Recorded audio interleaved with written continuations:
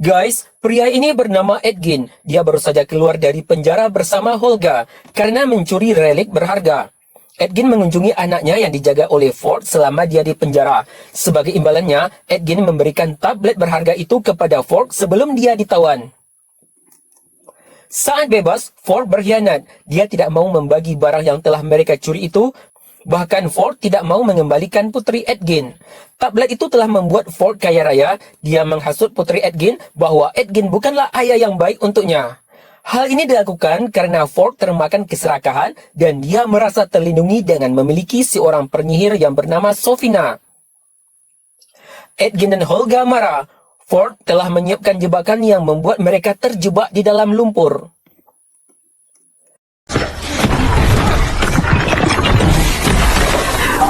Penyihir memerintahkan prajurit untuk membunuh mereka. Edgin dan Holga digiring ke suatu tempat dengan tangan yang diikat. Dalam suatu kesempatan, saat mereka akan dieksekusi, Holga telah menyiapkan batu sebagai senjata darurat untuk melawan para prajurit.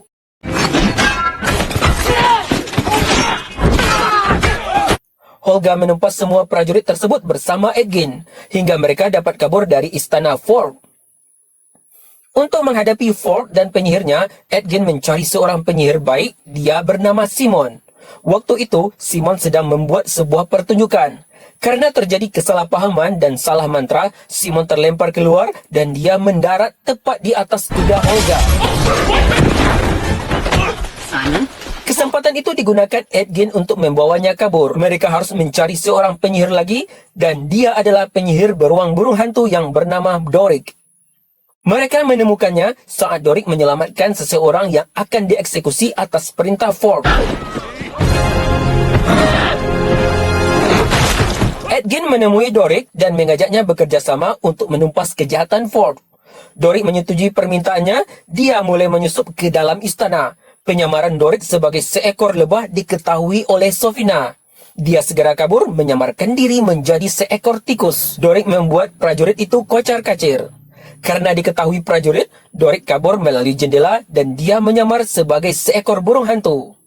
Karena terus diburu, Doric menyamar menjadi seekor kucing. Doric melihat sekumpulan burung kalkun, dia segera menyamarkan diri menjadi kalkun. Tapi Sofina mengetahuinya dan terus memburu Doric. Doric berubah menjadi rusa. Dia berlari sangat kencang hingga dia dapat kabur dari istana Ford. Untuk menghadapi Sofina, mereka berempat datang ke suatu pemakaman untuk mencari tahu tentang penyihir Sofina. Karena para jenazah tersebut mati karena berperang dengan penyihir Sofina. Mereka menghidupkan mayat itu. Setelah mendapatkan 5 pertanyaan, mayat tersebut kembali mati. It was in possession of my chief, Stanhard Grimwolf. Fantastic. Where's the shovel? Mereka menemui seorang pria. Dari kabar yang didapat, pria tersebut merupakan seseorang yang memiliki sebuah helm di fungsi ajaib.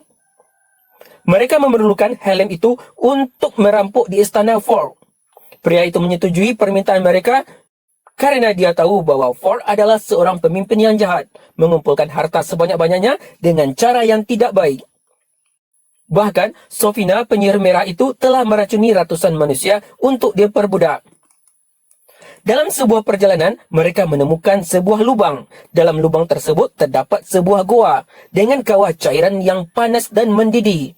Nah, helm yang akan dicari Simon itu berada di sana. So long as the leader and the laggard remain equidistant, after which proceed again. Sementara itu, helm tersebut berada di seberang kawah, tapi jembatan menuju ke sana itu sudah roboh. Saat mencari solusi untuk menyeberang, Simon melihat sebuah tongkat pembuat portal dari tas Holga. Dengan segera, Simon mengambil tongkat itu dan membuat sebuah portal menuju ke seberang. Mereka harus membuka sebuah peti rahasia yang berada di sana. Dalam peti itulah terdapat helm difungsi. Helm itu diberikan kepada Simon karena sebagai seorang penyihir yang akan menghadapi penyihir Sofina. Tak berapa lama, prajurit penyihir itu pun datang. Pria itu menghadapi seorang diri hingga prajurit Sofina berjatuhan.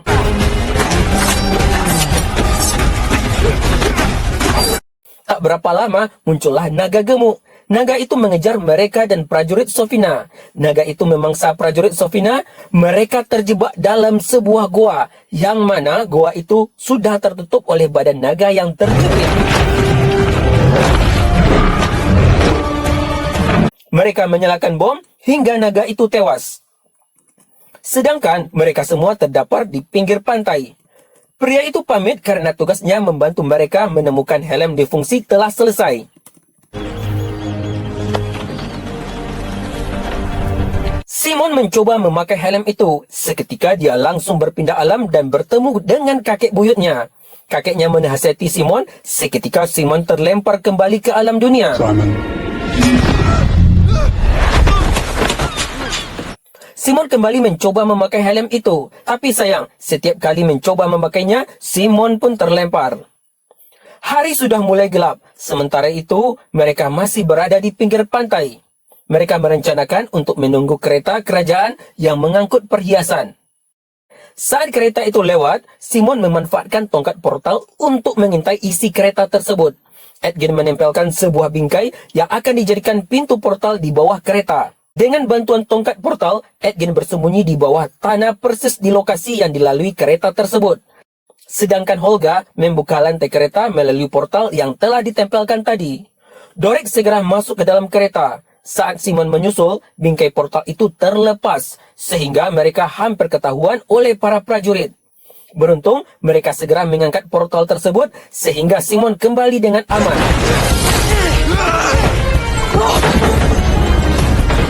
Dorek melampisi bingkai portal itu dengan sebuah foto, dan meletakkan di pinggir dinding kereta agar mereka dapat memata-matai kereta itu. Dorek menyamar menjadi seekor burung, dan dia keluar dari kereta tersebut. Ford mengadakan sebuah permainan hide sun di istananya. Semua penonton sudah sangat ramai. Edgin yang akan mengikuti permainan itu untuk menjebak Ford bersama teman-temannya. Mereka menyiapkan portal untuk menuju ke istana. Tapi sayang, prajurit meletakkan bingkai portal tadi menghadap ke lantai, sehingga rencana mereka menuju ke arena permainan menjadi gagal. Mereka sempat berdebat atas gagalnya rencana yang telah tersusun rapi. Sementara itu, mereka terpaksa menyusun rencana yang baru. Mereka langsung menuju arena permainan kerajaan Ford.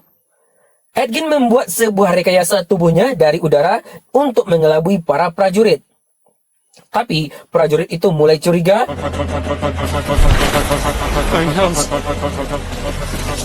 Mereka terpaksa segera lari dan mengunci pagar kerajaan hingga mereka bisa masuk kerajaan tersebut.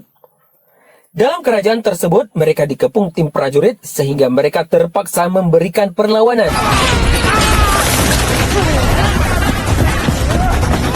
Holga menghadang prajurit di ruang pembuatan senjata. Sementara Holga memberikan perlawanan, Dorek segera membuka portal yang telah terkunci hingga dia berhasil masuk berangkas. Ternyata, barang-barang berharga itu sudah dipindahkan pada sebuah kapal. Simon pun memasang helm, sehingga dia dengan sangat mudah menumpas semua prajurit itu. Edgin segera menemui putrinya. Ternyata yang ditemuinya adalah penyihir Sofina yang mengubah wajahnya menyerupai anak Edgin. Mereka segera menuju ke arena permainan. Ternyata permainan itu telah dikendalikan oleh Ford untuk mengambil keuntungan yang lebih besar. Sedangkan harta kekayaannya yang lain telah dibawanya menggunakan kapal. Mereka harus menyelesaikan misi permainan tersebut.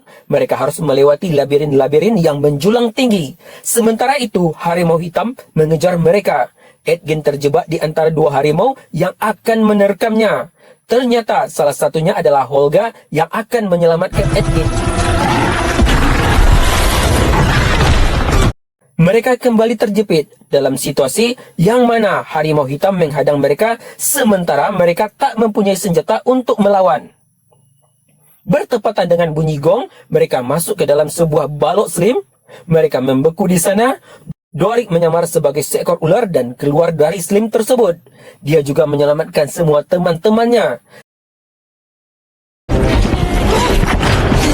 Damn it, that stings! Ternyata pintu keluar dari slim itu membawa mereka ke gudang penyimpanan harta kekayaan Ford. Di sana, Ford dan putri Edgin akan segera kabur. Ford mengancam membunuh Putri Edgin jika mereka menghambat perjalanannya. It's all right. Shush, my darling. Quiet. It's going down. Just don't hurt her. See that, Kira? Holga melemparkan sebuah kentang hingga mengenai kepala Ford, sehingga Putri Edgin dapat terlepas dengan mudah. Mereka kabur menggunakan kapal tersebut dan dengan mantranya, Simon membuat sebuah gelombang ombak yang besar sehingga Ford tidak dapat mengejarnya. Sementara itu, penyihir Sofina meracuni seluruh penonton. Tapi sayang, penonton telah kabur untuk mengejar harta Ford yang terlepas melalui balon udara dikarenakan balon udara itu mengalami kebocoran. Penyihir Sofina marah dengan ulah 4 sekawan itu. Doric yang menyamar menjadi seekor burung hantu menyerang penyihir Sofina. Sofina pun memanggil naganya untuk menghadapi mereka.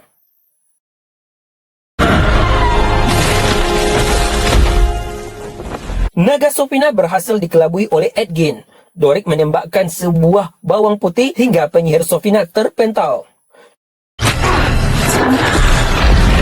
Doric dan penyihir Sofina mengeluarkan sihir tinju hingga tinju yang menyerupai tangan itu hancur. Penyihir Sofina menyihir mereka hingga mereka semuanya mematung. Sementara itu, penyihir Sofina terlihat semakin menua dan buruk rupa. Ternyata, Doric telah memasang borgol ajaib di tangan Sofina saat mereka mematung. Ternyata, trik mematung itu adalah trik mereka untuk mengelabui Sofina. Sofina dihajar oleh beruang burung hantu hingga dia musnah.